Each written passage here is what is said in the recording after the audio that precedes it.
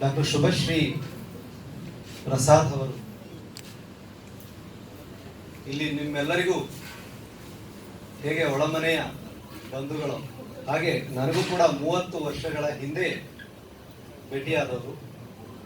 ಶುಭಶ್ರೀ ಮತ್ತು ಪ್ರಸಾದ್ ಇಬ್ರು ಕೂಡ ನನ್ನ ಸಾಹಿತ್ಯ ಜೀವನಕ್ಕೆ ಒಂದು ರೀತಿಯಲ್ಲಿ ಚಾಲನೆ ಕೊಟ್ಟರು.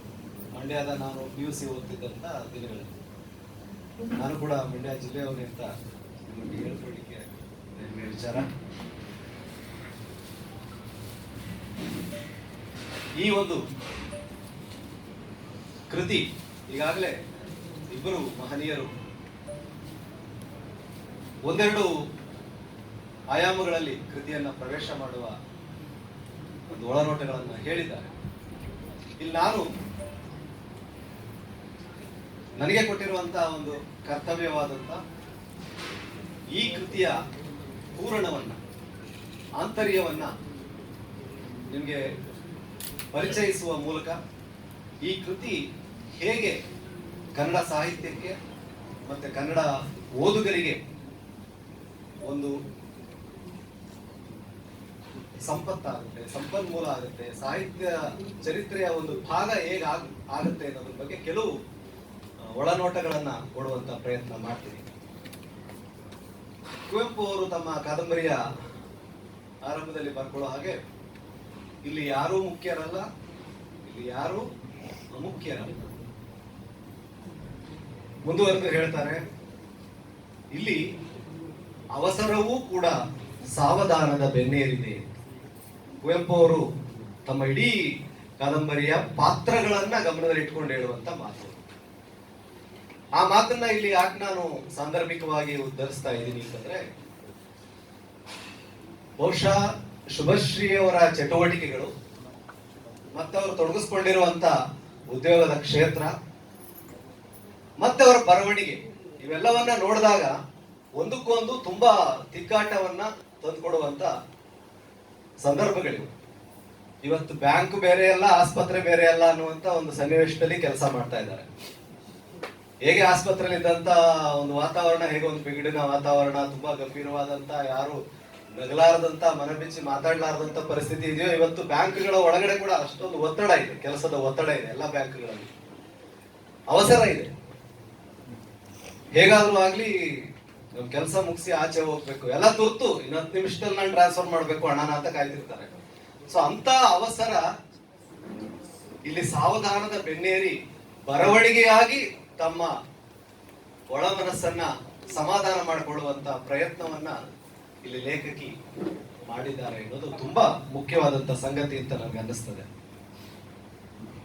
ಯಾಕೆ ಸಾಧ್ಯ ಆಯ್ತು ಅವ್ರಿಗೆ ಈ ಕೆಲಸ ಅಂತಂದ್ರೆ, ಅವರು ಪ್ರತಿಯೊಂದು ಘಟನೆಯನ್ನ, ಅದು ಉದ್ಯೋಗದ ಒಂದು ಸ್ಥಳದಲ್ಲಿ ಆಗುವಂತ ಸಂಗತಿಗಳಿರ್ಬೋದು, ಕುಟುಂಬದೊಳಗಿನ ಸಂಗತಿ ಆಗ್ಬೋದು, ಅವರ ಮನೆಯ ಬೀದಿಯಲ್ಲಿ ಆಡುವಂತ ಒಂದು ಮಕ್ಕಳು ನಡೆಸುವಂತ ಚಟುವಟಿಕೆಗಳಿರ್ಬೋದು, ಸ್ನೇಹಿತರ ವಲಯದ ದುಃಖ ದುಗುಡಗಳಿರ್ಬೋದು, ಎಲ್ಲವೂ ಕೂಡ ಅವರಿಗೆ ಚಿಂತನೆಗೆ ಹಚ್ಚುವಂತ ವಸ್ತುಗಳಾಗ್ತವೆ. ಆ ಕಾರಣಕ್ಕಾಗಿ ಶುಭಶ್ರೀ ಅವರು ಆ ಎಲ್ಲ ಸಂಗತಿಗಳನ್ನ ಆಸ್ವಾದಿಸುವುದರಿಂದಾಗಿ, ಸೂಕ್ಷ್ಮವಾಗಿ ಗ್ರಹಿಸುವುದರಿಂದಾಗಿ ಅವುಗಳಿಗೆ ಅಭಿವ್ಯಕ್ತಿ ಕೊಡುವಂತ ಕೆಲಸ ಸಾಧ್ಯ ಆಗಿದೆ. ಎಲ್ಲರಿಗೂ ಅನುಭವಗಳಾಗ್ತವೆ, ನಮ್ಮೆಲ್ಲರಿಗೂ ಅನುಭವಗಳು ಪ್ರತಿದಿನ ಆಗ್ತವೆ. ಮನೆಯೊಳಗಿನ ಸಿಹಿ ಕೈ ಅನುಭವಗಳು, ಹೊರಗಿನ ಅನುಭವಗಳು ಎಲ್ಲರಿಗೂ ಆದ್ರೂ ಕೂಡ ನಮ್ಮ ಒಂದು ಅಭಿವ್ಯಕ್ತಿ ಒಂದು ಗೊಣಗಾಟಕ್ಕೋ ಅಥವಾ ಸಿಟ್ಟಿಗೋ ಅಥವಾ ಬೈಗುಳಕ್ಕೋ ಅಥವಾ ನೋವಿಗೋ ಕಾರಣ ಆದ್ರೆ ಇವರ ಅನುಭವಗಳು ಬರವಣಿಗೆಗೆ ಧಾತು ಆಗ್ತವೆ. ಸೊ ಇದು ಸಾಹಿತ್ಯ ಮತ್ತೆ ಸಮಾಜ ಎರಡಕ್ಕೆ ಇರುವಂತಹ ಒಂದು ಸೂಕ್ಷ್ಮವಾದಂತ ನಂಟು. ಅದು ನನಗೆ ಗೊತ್ತು, ಒಂದು ಕೃತಿಯನ್ನ ಪ್ರಕಟಿಸುವುದು ಅಂತಂದ್ರೆ, ಅದನ್ನ ಪ್ರಕಟಣೆಗೆ ಸಿದ್ಧಪಡಿಸುವುದು ಅಂತಂದ್ರೆ,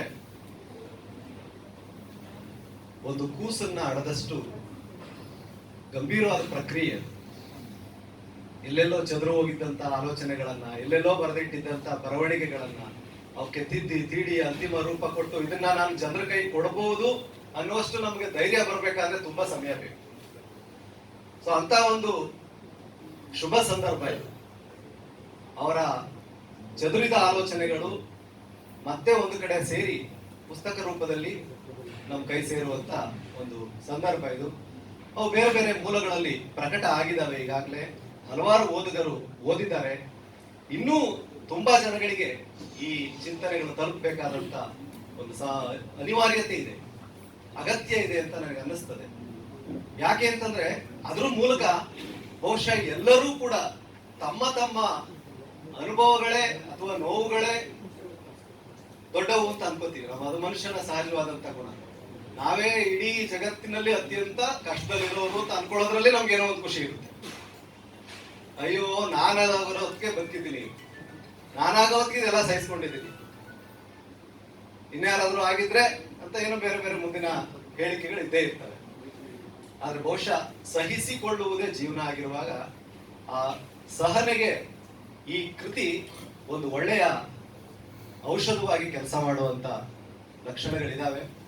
ಅದನ್ನ ಓದುವ ಮೂಲಕ ಕೂಡ ನಾವು ನಮ್ಮ ಮನಸ್ಸಿಗೆ ಈ ಒಂದು ಔಷಧಿಯನ್ನ ಕೊಟ್ಕೊಳ್ಳುವಂತ ಒಂದು ಅವಕಾಶ ಇದೆ. ಹಾಗಾಗಿಯೇ ಈ ಕೃತಿಯ ಶೀರ್ಷಿಕೆ ಒಳಮನ. ಕೆಳಗೆ ಒಂದು ಸಾಲಿದೆ, ಹೊರ ಆವರಣದ ತಲ್ಲಣಗಳು. ತುಂಬಾ ಸೂಕ್ಷ್ಮವಾದಂತ ಮನೋವೈಜ್ಞಾನಿಕವಾದಂತ ಶೀರ್ಷಿಕೆ ಅದು. ಒಳಮನ ಅನ್ನೋದೇ ನಾವು ಹೇಳಿಕೊಳ್ಳಾಗದಂತ ಅಥವಾ ಅಂತರಂಗ ಅಥವಾ ನಾವು ಬಚ್ಚಿಟ್ಟಿರುವಂತಹ, ನಮ್ಮಿಂದ ಆಚೆ ಬರೋದಕ್ಕೆ ಕಾತರಿಸ್ತಾ ಇರುವಂತಹ ಹಲವಾರು ಸಂಗತಿಗಳಿಗೆ ನಾವು ಹೊರ ಆವರಣದ ಸ್ಪರ್ಶವನ್ನ ಕೊಟ್ಟು ಅದನ್ನ ಒಂದು ಮಾಧ್ಯಮವಾಗಿ ಮಾಡಿಕೊಂಡು ಅಭಿವ್ಯಕ್ತಿಸುವುದಕ್ಕೆ ಇರುವ ಒಂದು ಮೂಲ. ಇದು ಕೇವಲ ಸಾಹಿತ್ಯವಾಗಿ ಅಷ್ಟೇ ಅಲ್ಲ, ಒಂದು ಸಮಾಜಶಾಸ್ತ್ರೀಯವಾದಂತಹ ಸಂಗತಿಗಳಿಲ್ಲಿದ್ದಾವೆ, ಒಂದು ಮನೋವಿಜ್ಞಾನದ ಸಂಗತಿಗಳಿಲ್ಲಿದ್ದಾವೆ, ಮತ್ತೆ ಕೌಟುಂಬಿಕವಾದಂತ ಹಲವಾರು ಒಂದು ಆಪ್ತ ಸಮಾಲೋಚನೆಯಂತ ಸಂಗತಿಗಳು, ಮಾರ್ಗದರ್ಶಕ ಅಂಶಗಳು ಈ ಒಂದು ಕೃತಿಯಲ್ಲಿ ಕಾಣಿಸ್ಕೊಳ್ತವೆ. ಬಹುಶಃ ಈ ಕೃತಿಯ ಒಳಗಿನ ಹೂರಣವನ್ನ ಪ್ರವೇಶ ಮಾಡುವಾಗ ನನಗೆ ಅನ್ನಿಸ್ತಾ ಇತ್ತು, ಯಾರದು ಒಂದು ಹೊಸಬರ ಪರಿಚಯ, ಪುಸ್ತಕ ಪರಿಚಯ ಮಾಡುವಾಗ ಒಂದು ತುಂಬಾ ಸರಳ, ಪರಿಚಿತರ ವಿಮರ್ಶೆ ತುಂಬಾ ಸರಳ, ಅಪರಿಚಿತರ ವಿಮರ್ಶೆ ತುಂಬಾ ಸರಳ, ಮತ್ತೆ ಪರಿಚಿತರ ವಿಮರ್ಶೆ ಮಾಡೋದು ಒಂದು ರೀತಿ ಸವಾಲು. ಆದ್ರೆ ಚಿರಪರಿಚಿತರ ಒಂದು ವಿಮರ್ಶೆ ಮಾಡೋದು ತುಂಬಾ ನಿರಾಳ ಅಂತ ನನಗೆ ಅನ್ನಿಸ್ತು ಕೊನೆಗೆ. ಯಾಕೆಂದ್ರೆ ಆ ಒಂದು ಸಲುಗೆ ಇರುತ್ತೆ, ಒಂದು ಬಾಂಧವ್ಯ ಇರುತ್ತೆ. ನಮ್ಗೆ ಅವರ ಕೃತಿಯ ಹೊರತಾಗಿ ಮತ್ತೊಂದಷ್ಟು ಅಂಶಗಳು ನಮ್ಮ ಬೆನ್ನಿಗಿರ್ತವೆ. ಆ ಕಾರಣಕ್ಕಾಗಿ ನಾನು ತುಂಬಾ ಅಧಿಕೃತವಾಗಿ ಈ ಪುಸ್ತಕವನ್ನ, ಅವರ ಅನುಭವಗಳನ್ನ ದೃಢೀಕರಿಸಬಹುದು, ನಮ್ಮ ಪ್ರೇಕ್ಷಕರಿಗೆ ಅಥವಾ ನಮ್ಮ ಈ ಕಾರ್ಯಕ್ರಮದ ಶ್ರೋತೃಗಳಿಗೆ ತಲುಪಿಸಬಹುದು ಅನ್ನುವಂತ ಒಂದು ಆತ್ಮವಿಶ್ವಾಸ ನನಗೆ ಬಂತು. ಯಾವುದೇ ಒಂದು ಕೃತಿಯ ಆಕರ್ಷಣೆ ಭಾಷೆ ಮತ್ತೆ ಅಲ್ಲಿ ಒಳಗಿರುವಂತ ಭಾವನೆಗಳು. ಅದೃಷ್ಟವಶಾತ್ ಇಲ್ಲಿ ಲೇಖಕಿಗೆ ಅವೆರಡೂ ಕೂಡ ಸಮೃದ್ಧವಾಗಿ ಸಿದ್ಧಿಸಿರೋದು ತುಂಬಾ ಮುಖ್ಯವಾಗಿ ಆ ಕೃತಿಯನ್ನ ಪ್ರವೇಶ ಮಾಡ್ತಿದ್ದಂತ ಆರಂಭದ ಘಟ್ಟದಲ್ಲೇ ಗೊತ್ತಾಗುತ್ತೆ ನಮಗೆ. ಯಾರೇ ಹೊಸಬರು, ಶುಭಶ್ರೀ ಪರಿಚಯವೇ ಇಲ್ಲದೆ ಇರುವಂತಹ ಒಬ್ಬ ವ್ಯಕ್ತಿ ಈ ಕೃತಿಯನ್ನ ಓದ್ತಿದ್ದಾಗೇನೆ ಅವ್ರ ಭಾಷೆಯ ಬಗ್ಗೆ ಒಂದು ರೋಮಾಂಚನ ಆಗ್ಬೋದು, ಅಥವಾ ಅವರು ಅದನ್ನ ಭಾವುಕವಾಗಿ ಮಂಡಿಸುವಂತಹ ರೀತಿಯನ್ನ ನೋಡಿ ಅವರು ಆಕರ್ಷಿತರಾಗ್ಬೋದು. ಇವೆರಡೂ ಕೂಡ ಅವ್ರಿಗಿರೋದ್ರಿಂದಾಗಿ ಈ ಕೃತಿಯ ವಸ್ತುಗಳು ಆ ಆವರಣದಲ್ಲಿಯೇ ರೂಪುಗೊಳ್ತವೆ. ಆ ಭಾವುಕವಾದಂತಹ ಲೋಕವನ್ನ ಅವರು ಮತ್ತೆ ತುಂಬಾ ಬಾಂಧವ್ಯ ಸಂಬಂಧಗಳ ಲೋಕವನ್ನ ಅವರು ಅನಾವರಣ ಮಾಡ್ತಾ ಹೋಗ್ತಾರೆ.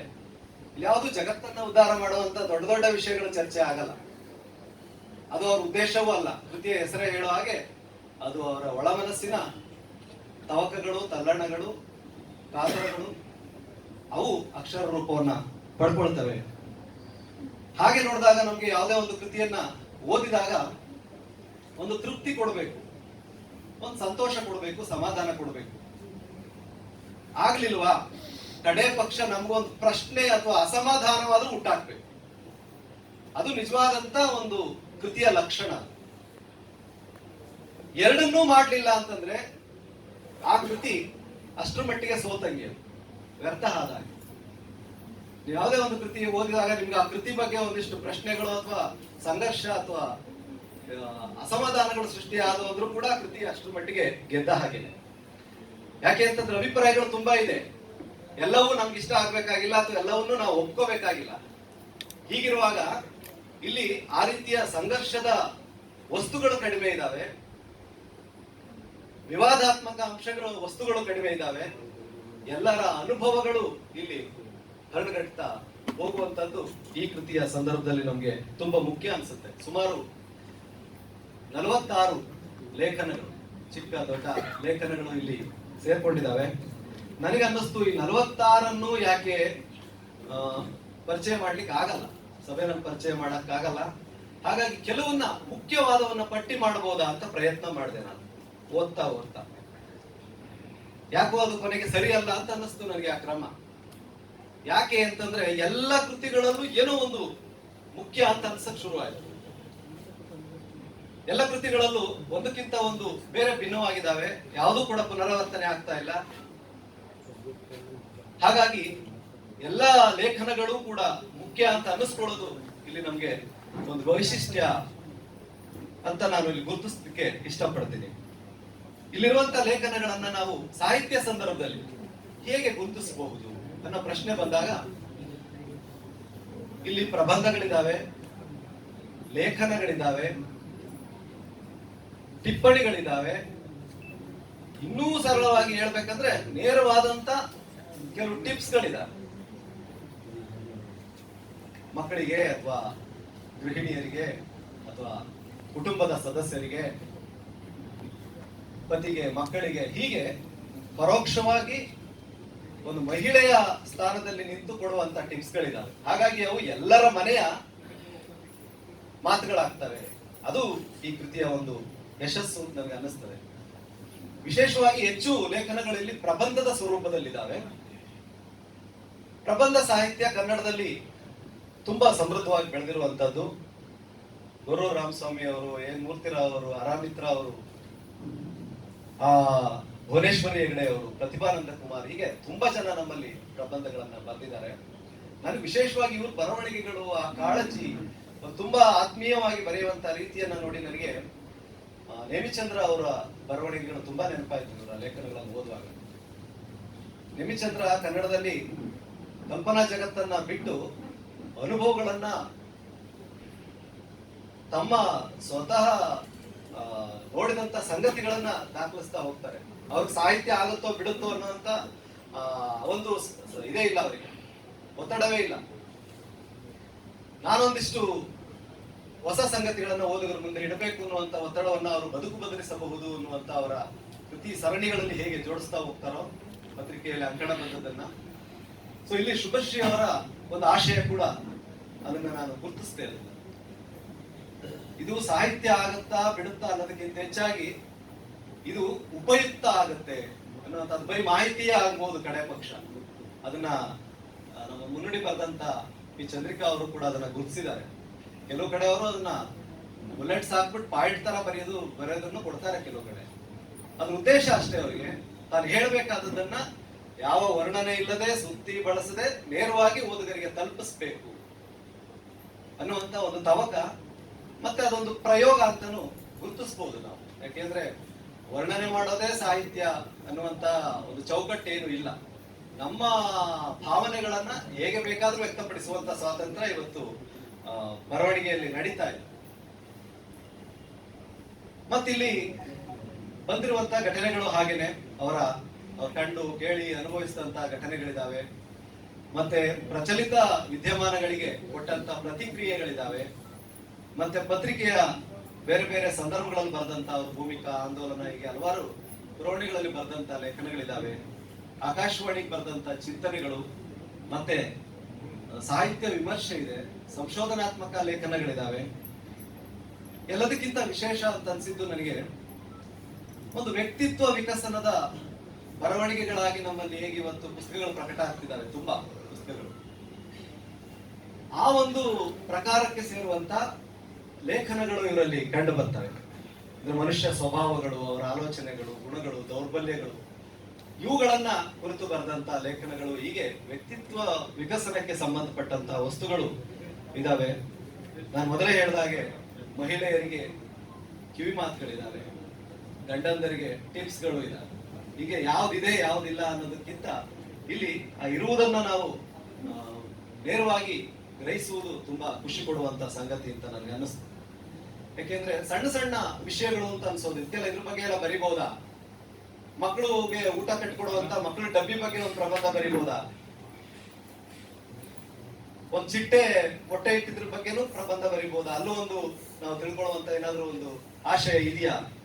ಮತ್ತೆ ಮಕ್ಕಳಿಗೆ ಊಟ ಮಾಡಿಸುವಂತ ಉಳಿಸುವಂತ ಒಂದು ಪ್ರಕ್ರಿಯೆಯನ್ನ ಅದನ್ನ ಚಿತ್ರಿಸಬಹುದಾ?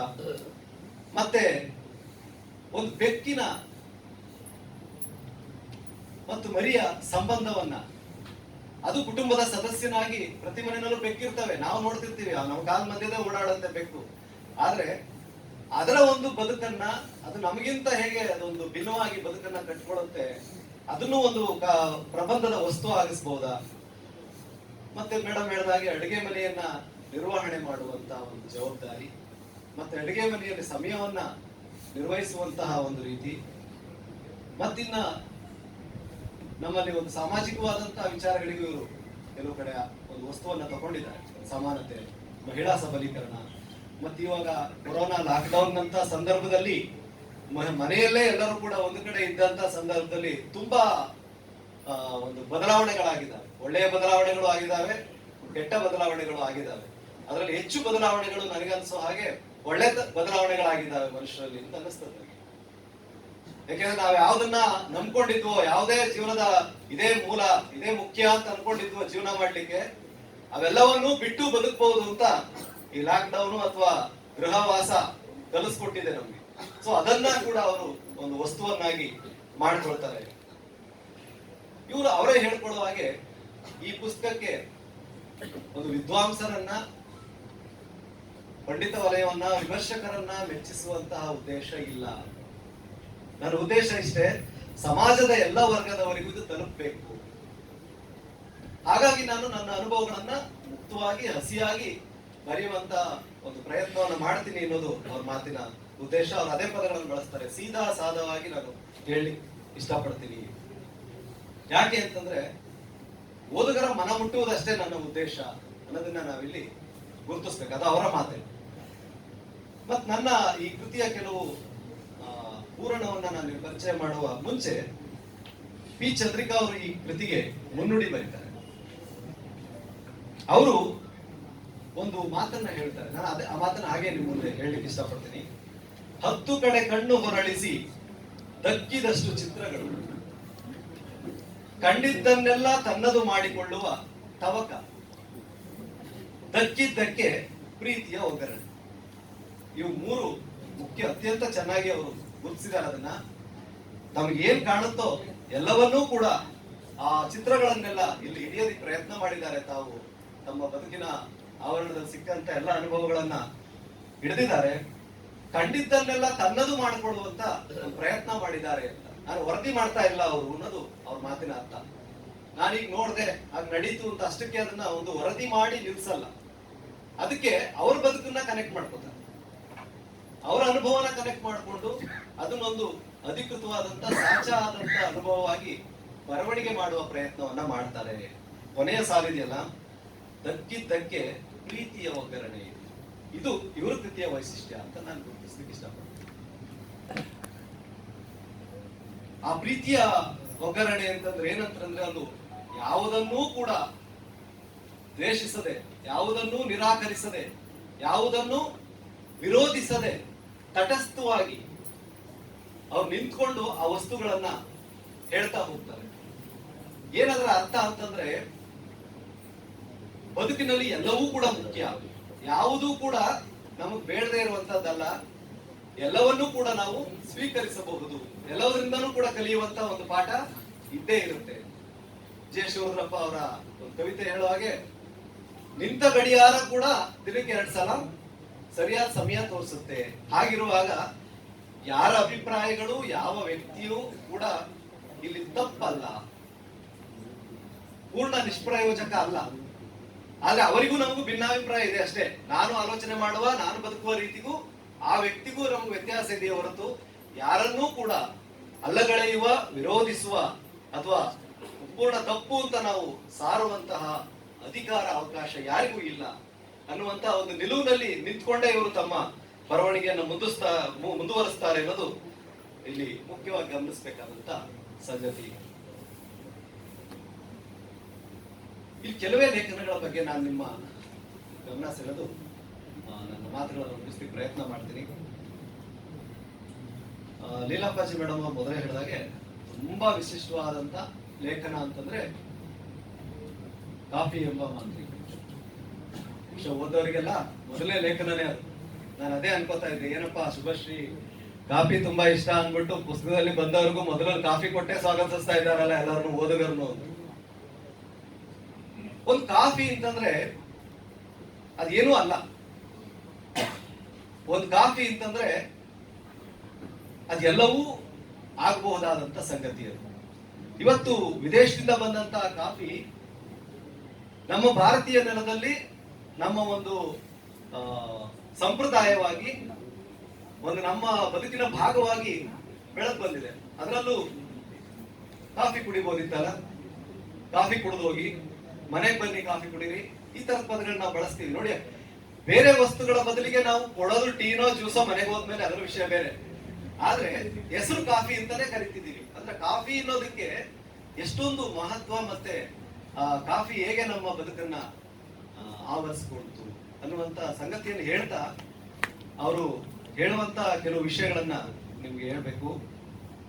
ವೈಯಕ್ತಿಕವಾಗಿ ಅವರಿಗೆ ಕಾಫಿಯ ಬಗ್ಗೆ ಇರುವಂತಹ ಆಕರ್ಷಣೆ ಮತ್ತೆ ಆ ಪ್ರೀತಿ, ಆ ಕಾಫಿ ಅವರ ಒಂದು ಕುಟುಂಬದ ಒಳಗೆ ಹೇಗೆ ಒಂದು ಮುಖ್ಯವಾದಂತ ಒಂದು ಮಾಧ್ಯಮ ಆಗುತ್ತೆ ಅವರ ದಾಂಪತ್ಯದಲ್ಲಿ, ಅವರ ಒಂದು ಕುಟುಂಬದ ಬೇರೆ ಸದಸ್ಯರ ಜೊತೆ ಅಥವಾ ಸ್ನೇಹಿತರ ಜೊತೆ, ಹೊರಗಿನ ಒಂದು ಅವರ ಬ್ಯಾಂಕ್ ಕೆಲಸದ ವೇಳೆಗೆ, ಹೀಗೆ ಬೆಳೆಸ್ತಾ ಹೋಗುವಂತ ಈ ಲೇಖನದ ಕೊನೆಗೆ ಅವರು ಒಂದು ಸ್ಲೋಗನ್ ಅನ್ನ, ಕಾಫಿ ಡೇ ಸ್ಲೋಗನ್ ಅನ್ನ ಬಳಸ್ತಾರೆ. ಅದು ಬಹುಶಃ ಆ ಲೇಖನಕ್ಕೆ ತುಂಬಾ ಸೂಕ್ತವಾದಂತ ಒಂದು ಮಾತು.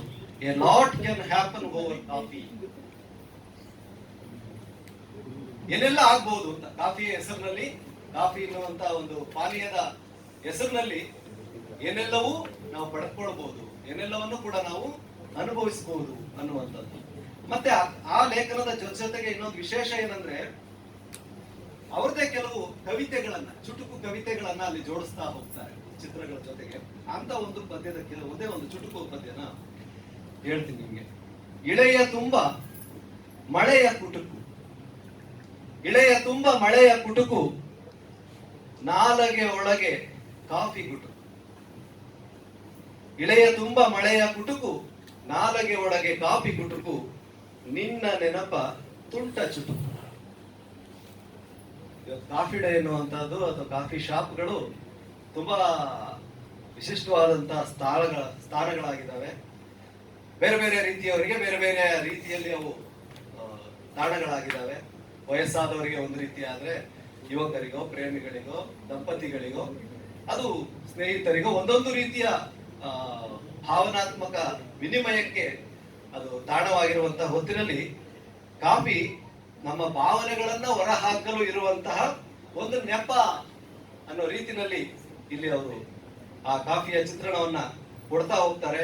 ಜೊತೆಗೆ ಇವತ್ತು ಕಾಫಿ ಕೇವಲ ಒಂದು ನಮ್ಮ ಸಾಂಪ್ರದಾಯಿಕ ಪಾನೀಯ ಆಗಿ ಅಷ್ಟೇ ಉಳಿದಿಲ್ಲ, ಅದೊಂದು ವ್ಯಾಪಾರೀಕರಣ ಆಗಿದೆ, ಅದು ನಮ್ಮ ಒಂದು ಮಾರುಕಟ್ಟೆಯ ತುಂಬಾ ದೊಡ್ಡ ವಸ್ತು ಆಗಿದೆ ಅನ್ನೋದು ಕೂಡ ಅವರು ಮರೆಯದೆ ದಾಖಲಿಸ್ತಾರೆ. ಇಷ್ಟೆಲ್ಲ ಹೇಳಿದ ನಂತರ ಮನೇಲಿ ಇನ್ನೆರಡು ಪಾಯಿಂಟ್ ಆ ಕಾಫಿ ಬಗ್ಗೆ ಹೇಳೋದು ಮುಖ್ಯವಾದ್ದೇನಂತಂದ್ರೆ, ಅವರು ಒಂದು ಅವರ ಒಂದು ಕಾಫಿಯ ಬಗ್ಗೆ ಸೆಳೆತವನ್ನ ಅವ್ರು ಎಲ್ಲಿವರೆಗೆ ತಗೊಂಡು ಹೋಗ್ತಾರೆ ಅಂತಂದ್ರೆ, ಪಾಪ ಹುಡುಗರನ್ನ ಕುಡ್ತಾ ಬಿಡಿ ಬಿಡಿ ಬಿಡಿ ಅಂತ ಅಷ್ಟೊಂದು ಹೇಳ್ತೀವಿ, ನನ್ ಕೈ ಕಾಫಿನೇ ಬಿಡಕ್ ಆಗ್ತಾ ಇಲ್ಲ, ನಂತದ್ರಲ್ಲಿ ಅವ್ರನ್ನ ಕುಡ್ತಾ ಬಿಡಿ ಅಂದ್ರೆ ಹೆಂಗ್ ಬಿಡ್ತಾರ ಪಾಪ ಅಂತ. ಅಷ್ಟ್ರ ಮಟ್ಟಿಗೆ ಅವರು ಆ ಕಾಫಿಯ ಒಂದು ಸೆಳೆತವನ್ನ ಅವರು ದಾಖಲಿಸ್ತಾರೆ.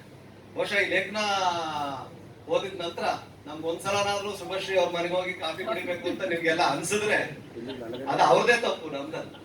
ಯಾಕೆಂದ್ರೆ ಅಂತ ಒಂದು ಆಕರ್ಷಣೆನ ಅವರು ಈ ಲೇಖನದಲ್ಲಿ ಹುಟ್ಟುಹಾಕಿರೋದು ಅವರೇ. ಈಗ ನನಗೂ ಕುತೂಹಲ ಆಯ್ತಿದೆ, ಕಾಫಿ ಒಂದು ಇಷ್ಟೊಂದು ಚೆನ್ನಾಗಿರುತ್ತಾ ಅಂತ. ಇಷ್ಟೊಂದು ಕಾಫಿ ಕುಡಿದ್ರು ಯಾವತ್ತು ಇಷ್ಟೊಂದು ಅನ್ನಿಸ್ತಿಲ್ವಲ್ಲ ಅಂತ. ಮತ್ತೆ ಇನ್ನೊಂದು ಲೇಖನ ಪ್ರಬಂಧ, ನಾನು ಮೊದಲೇ ಹೇಳಿದಾಗೆ ಅದು ಬೆಕ್ಕಿನ ಒಂದು ಘಟನೆಯನ್ನು ಕುರಿತಂತದ್ದು. ತಾಯ್ತನ ಅನ್ನೋದು ಅದ್ರ ಮುಖ ಅವ್ರು ಹೇಳಕ್ ಹೊರಟಿದ್ದೇನೆ ಅಂತಂದ್ರೆ, ತಾಯ್ತನ ಅನ್ನೋದು ಬರೀ ಹೆಣ್ಣಿಗೆ ಅಥವಾ ಮನುಷ್ಯರಿಗೆ ಅಷ್ಟೇ ಸೀಮಿತವಾದಂತ ಒಂದು ಅನುಭವ ಅಲ್ಲ. ಅದು ನಮ್ಮ ಸುತ್ತ ಬದುಕ್ತಿರುವಂತಹ ಸಣ್ಣ ಸಣ್ಣ ಜೀವಿಗಳು, ಸಾಕು ಪ್ರಾಣಿಗಳಷ್ಟೇ ಅಲ್ಲ, ನಮ್ಮ ಮನೆಯ ಆವರಣದಿಂದ ಆಚೆ ಇರುವಂತ ಎಲ್ಲ ಜೀವಿಗಳು ಆ ತಾಯ್ತನವನ್ನ ಎಷ್ಟು ಚೆನ್ನಾಗಿ ಸಂಭ್ರಮಿಸ್ತವೆ, ಅದನ್ನ ಹೇಗೆ ಜವಾಬ್ದಾರಿಯಾಗಿ ಹೇಗೆ ನಿರ್ವಹಿಸ್ತವೆ, ಮಗುವನ್ನ ಹೇಗೆ ರಕ್ಷಣೆ ಮಾಡ್ತವೆ. ಇವತ್ತು ಪ್ರಾಣಿ ಪಕ್ಷಿಗಳು ಮನುಷ್ಯರ ಹಾಗೆ ತಮ್ಮ ಮಕ್ಕಳಿಗೆ ಮನೆ ಕಟ್ಟಬೇಕು, ಆಸ್ತಿ ಮಾಡ್ಕೊಡ್ಬೇಕು, ನಮ್ ಜೀವನ ಇರೋವರೆಗೂ ಮಕ್ಕಳಿಗೋಸ್ಕರ ಅಂತ ಆ ಒಂದು ಕಮಿಟ್ಮೆಂಟ್ ಇಲ್ಲ. ಆದ್ರೆ ತಾಯಿಯ ಒಂದು ಪಾತ್ರವನ್ನ ಎಷ್ಟು ಚೆನ್ನಾಗಿ ನಿರ್ವಹಿಸ್ತವೆ ಅನ್ನೋದಕ್ಕೆ ಅವರು ಬೆಕ್ಕಿನ ಒಂದು ಉದಾಹರಣೆ ಮೂಲಕ ಕೊಡ್ತಾರೆ. ಅದ್ರ ಬಗ್ಗೆ ನಾನು ವಿವರಣೆ ಜಾಸ್ತಿ ಕೊಡ್ಲಿಕ್ಕೆ ಹೋಗಲ್ಲ, ನೀವು ಅದನ್ನ ಆ ಲೇಖನ ಓದಿ ಅದನ್ನ ಸವಿಬೇಕು. ಆ ಒಂದು ಮರಿಯನ್ನ ಕಳ್ಕೊಂಡಂತ ತಾಯಿಯ ತಳಮಳ, ಮತ್ತೆ ಅದೇ ಕಾಲಕ್ಕೆ ತಾಯಿಯಾದಂತ ಒಂದು ತಾಯಿಯೂ ಆಗಿರುವಂತ ಶುಭಶ್ರೀ ಆ ಬೆಕ್ಕು, ತಾಯಿ ಬೆಕ್ಕಿನ ಒಂದು ಭಾವನೆಯನ್ನ, ನೋವನ್ನ ತಾವು ಆವಹಿಸ್ಕೊಳ್ತಾರೆ, ತಾವು ಕಣ್ಣೀರು ಸುರಿಸ್ತಾರೆ. ಸೊ ಇದು ಇರುವಂತ ಇಲ್ಲೊಂದು ಸೂಕ್ಷ್ಮವಾದಂತ ಸಂಬಂಧಗಳನ್ನ ಸಾಕು ಪ್ರಾಣಿಗಳ ಜೊತೆ ಮತ್ತೆ ಒಂದು ಮಾನವೀಯವಾದಂತ ಭಾವನೆಗಳು ಹೇಗೆ ಸಂಪರ್ಕಗೊಳ್ತವೆ ಅನ್ನುವಂತ ಒಂದು ಘಟನೆಗೆ ನನಗೆ ಅದು ಮುಖ್ಯ ಅಂತ ಅನ್ನಿಸ್ತು. ಮತ್ತೆ ಇನ್ನೊಂದು ಲೇಖನ ಕಣ್ಣೆರಡು ನೋಟ ಒಂದು, ಕಣ್ಣೆರಡು ನೋಟ ಒಂದೇನು ಅಂತ ಇನ್ನೊಂದು ಲೇಖನ ಇದೆ. ಇದು ಆ ಲೇಖನದ ಶೀರ್ಷಿಕೆ ಹೇಳುವುದಕ್ಕಿಂತ ಹೆಚ್ಚಿನ ಆ ಲೇಖನದ ಹೊರಗಡೆ ಇದೆ, ವಸ್ತು ಇದೆ. ಬಹುಶಃ ಹೆಣ್ಣಿಗೆ ಇರುವಂತಹ ಬಹುಮುಖಿ ಸಾಮರ್ಥ್ಯರು, ಏಕಕಾಲದಲ್ಲಿ ಹಲವು ಕೆಲಸಗಳನ್ನ ನಿರ್ವಹಿಸುವಂತಹ ಸಾಮರ್ಥ್ಯ ಏನಿದೆ, ಮಲ್ಟಿ ಟಾಸ್ಕಿಂಗ್ ಪವರ್ ಅಂತ. ಸೊ ಅದ್ರ ಬಗ್ಗೆ ನಮ್ಮ ಗಮನ ಸೆಳೆಯೋ ಪ್ರಯತ್ನ ಮಾಡ್ತಾರೆ ಅವರು. ಅವರದೇ ಒಂದು ಒಬ್ರು ಸ್ನೇಹಿತೆಯ ಉದಾಹರಣೆಯ ಮೂಲಕ ಈ ಸಂಗತಿಯನ್ನ ಅವರು ಬರೀತಾರೆ. ಅವ್ರ ಸ್ನೇಹಿತೆಯೊಬ್ರು ಮಂಡ್ಯದಿಂದ ಹುಣಸೂರಿಗೆ ವರ್ಗಾವಣೆಯಾಗಿ ಅವರು ಹೇಗೆ ಕುಟುಂಬದ ಕೆಲಸಗಳನ್ನೆಲ್ಲ ನಾನೇ ಮಾಡ್ತೀನಿ ಅಂತ ಸಂತೋಷವಾಗಿ ಮಾಡೋದು, ನೊಂದ್ಕೊಂಡು ಅಥವಾ ಬೇಜಾರು ಮಾಡ್ಕೊಂಡಲ್ಲ. 6 ಗಂಟೆ 7 ಗಂಟೆಗೆ ಮಂಡ್ಯದಿಂದ ಹೊರಡ್ಬೇಕು, ಮನೇಲಿ ಎಲ್ಲವನ್ನೂ ಸಿದ್ಧಪಡಿಸ್ಬೇಕು, ಹುಣಸೂರಿಗೆ ಹೋಗಿ ತಲುಪಬೇಕು, ಅಲ್ಲಿಂದ ಮುಗಿಸಿ 10-11 ಗಂಟೆಗೆ ಮನೆ ತಲುಪಬೇಕು. ಇಷ್ಟಾದ್ರೂ ಅವರಿಗೆ ಅವ್ರ ಬದುಕಿನ ಬಗ್ಗೆ, ಈ ಒಂದು ದಿನಚರಿಯ ಬಗ್ಗೆ ಅಸಮಾಧಾನ ಇಲ್ಲದೆ ಅದನ್ನ ಸಂತೋಷವಾಗಿ ಮಾಡ್ತಾ ಇದ್ರಲ್ಲ. ಸೊ ಇದು ಹೆಣ್ಣಿಗಿರುವಂತಹ ಒಂದು ಅದ್ಭುತವಾದಂತ ಒಂದು ಸಾಮರ್ಥ್ಯ, ಅದು ಈ ಪ್ರಕೃತಿ ಕೊಟ್ಟಿರುವಂತಹ ಒಂದು ಶಕ್ತಿ. ಅದನ್ನ ನಾವು ನಮ್ಮ ಸಾಮರ್ಥ್ಯ ಅಂತ ಅನ್ಕೊಂಡಾಗ ಪ್ರತಿ ಹೆಣ್ಣಿಗೂ ತನ್ನ ಒಂದು ಜವಾಬ್ದಾರಿಗಳು ಖುಷಿ ಕೊಡ್ತವೆ, ಹೆಮ್ಮೆ ಕೊಡ್ತವೆ. ಅದನ್ನ ಇನ್ನೇನೋ ನಾವು ಬೇರೆ ರೀತಿನಲ್ಲೂ ವ್ಯಾಖ್ಯಾನಿಸಿದಾಗ ಅದನ್ನ ಒಂದು ಶೋಷಣೆ ಅಥವಾ ದಬ್ಬಾಳಿಕೆ, ಅಥವಾ ಅದನ್ನ ಹೆಣ್ಣನ್ನ ಅಡಿಗೆ ಮನೆಯಲ್ಲಿ ಕೂಡಿಟ್ಟು, ಯಾರೋ ಕೂಡಿಟ್ರು ನಾನು ಯಾರಿಗೋ ಮಾಡ್ತಾ ಇದ್ದೀನಿ ಅನ್ನುವಂತ ಒಂದು ರೀತಿಯ ಭಾವನೆ ಬಂದಾಗ ನಮ್ಗದು ಅಸಹನೀಯ ಆಗುತ್ತೆ, ಆ ನೋವು ಅಸಹನೀಯ ಆಗುತ್ತೆ. ಹೇಗೆ ನಾವು ಇರುವಂತ ಅನಿವಾರ್ಯವಾದಂತ ಬದುಕನ್ನ ಹೇಗೆ ಸಂತೋಷದಿಂದನೂ ಕೂಡ ಅನುಭವಿಸಬಹುದು ಅನ್ನೋದಕ್ಕೆ ಬಹುಶಃ ಈ ಒಂದು ನಿದರ್ಶನ ತುಂಬಾ ಮುಖ್ಯ ಅಂತ ಅನಿಸ್ತದೆ. ಇನ್ನು ವೈದ್ಯನೆಂಬ ಜೀವ ಕಲಾವಿದ ಅನ್ನುವಂತ ಇನ್ನೊಂದು ಲೇಖನ. ಆ ಶೀರ್ಷಿಕೆ ನೋಡಿದಾಗ ಖುಷಿ ಅನ್ನಿಸ್ತು ನನಗೆ, ಏನೋ ಇಲ್ಲೇನೋ ವಿಶೇಷವಾದ ಇದೆ ಅಂತ. ಅವ್ರು ಹೇಳಿಕ್ಕೆ ಹೊರಟಿರೋದು ನಮ್ಮ ಆಹಾರದ ಬಗ್ಗೆ, ನಮ್ಮ ಮನೆಯೊಳಗಿನ ನಮ್ಮ ಆಹಾರ ಪದ್ಧತಿಯ ಬಗ್ಗೆ. ಅನ್ನ ವೈದ್ಯ, ಆಹಾರ ಔಷಧ ಅಂತ ನಮ್ಮಲ್ಲಿ ಕರೀತಾರೆ. ಆದ್ರೆ ಈ ರೋಗ ಕೇವಲ ಅನ್ನದಿಂದ ಅಥವಾ ಔಷಧಿಯಿಂದ ವಾಸಿ ಆಗುವುದು ಅಷ್ಟೇ ಅಲ್ಲ. ರೋಗದ ಮೂಲ ಯಾವಾಗಲೂ ಏನಾಗಿರುತ್ತೆ, ದೇಹ ಅಲ್ಲ ಮನಸ್ಸು ಅನ್ನೋದನ್ನ ಅವರು ತುಂಬಾ ಚೆನ್ನಾಗಿ ಅಲ್ಲಿ ವಿವರಿಸ್ತಾರೆ. ಈ ವೈದ್ಯ ಗುಣ ಅನ್ನೋದು ಯಾವುದೋ ಯೂನಿವರ್ಸಿಟಿಯ ಒಂದು ಪದವಿಯಿಂದ ಬರುವಂತದ್ದಲ್ಲ. ಅದು ನಮ್ಮೊಳಗಿರುವಂತ ಎಚ್ಚರ. ನಾವು ಹೊರ ಜಗತ್ತಿನ ಬೆಳವಣಿಗೆಗಳನ್ನ, ನಮ್ಮ ಒಂದು ಆಹಾರದ ಜೀವನ ವಿಧಾನವನ್ನ ನಾವು ನಿರ್ಲಕ್ಷ್ಯ ಮಾಡದೆ ಅದನ್ನ ಗಮನಿಸ್ತಾ ನಾವು ಸ್ವೀಕರಿಸುವಾಗ ಮಾತ್ರ ಅದು ನಮ್ಗೆ ಅರ್ಥ ಆಗುತ್ತೆ.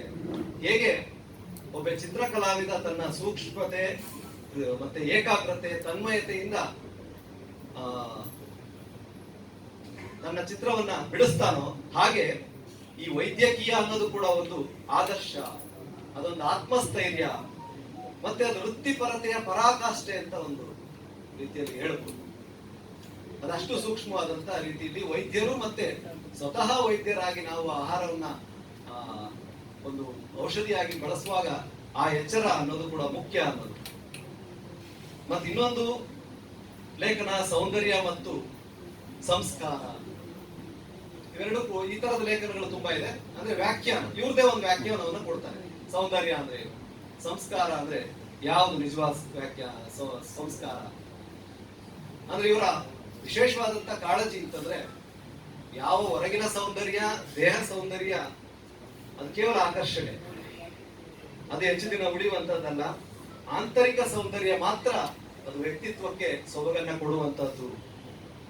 ಸೌಂದರ್ಯ ಯಾವತ್ತೂ ಕಣ್ಣಿನ ತುತ್ತಲ್ಲ, ಆ ಮಾತನ್ನು ಬಳಸ್ತಾರ ಅವರು. ಸೌಂದರ್ಯ ಕಣ್ಣಿನ ತುತ್ತಲ್ಲ, ಕಣ್ಣಿಗೂ ಕಣ್ಣು. ಯಾರು ಒಬ್ಬ ವ್ಯಕ್ತಿಯ ಹೊರಗಿನ ಸೌಂದರ್ಯಕ್ಕೆ ಆಕರ್ಷಿತರಾಗ್ತಾರೋ ಆ ಸೌಂದರ್ಯ ಅಥವಾ ಆ ಆಕರ್ಷಣೆ ಹೆಚ್ಚು ದಿನ ಆ ಸಂಬಂಧವನ್ನ ಕಾಪಾಡಲ್ಲ. ಒಳಗಿನ ಒಂದು ಸೌಂದರ್ಯವನ್ನ, ಗುಣವನ್ನ ಅರಿತುಕೊಂಡಾಗ ಆ ಸಂಬಂಧಗಳು, ಯಾವುದೇ ಸಂಬಂಧಗಳು ತುಂಬಾ ದೀರ್ಘಕಾಲೀನ ಆಗ್ತವೆ ಅನ್ನುವಂತ ಒಂದು ವಿಶೇಷ. ಇನ್ನ ಒಲವೆಂಬ ಹಂಬು ಅನ್ನುವಂತ ಇನ್ನೊಂದು ಲೇಖನದ ಬಗ್ಗೆ ಕೆಲವು ವಿಷಯಗಳನ್ನು ಹೇಳ್ಬೋದು. ಈ ಲೇಖನದಲ್ಲಿ ಅವರು ದೀರ್ಘ ದಾಂಪತ್ಯದ ಒಂದು ರಹಸ್ಯವನ್ನ ಒಂದು ಉದಾಹರಣೆ ಮೂಲಕ, 75 ವರ್ಷಗಳ ದಾಂಪತ್ಯ ಮಾಡಿದಂತ ವಯಸ್ಸಲ್ಲ, ದಾಂಪತ್ಯವೇ 75 ವರ್ಷಗಳಾಗಿರುವಂತ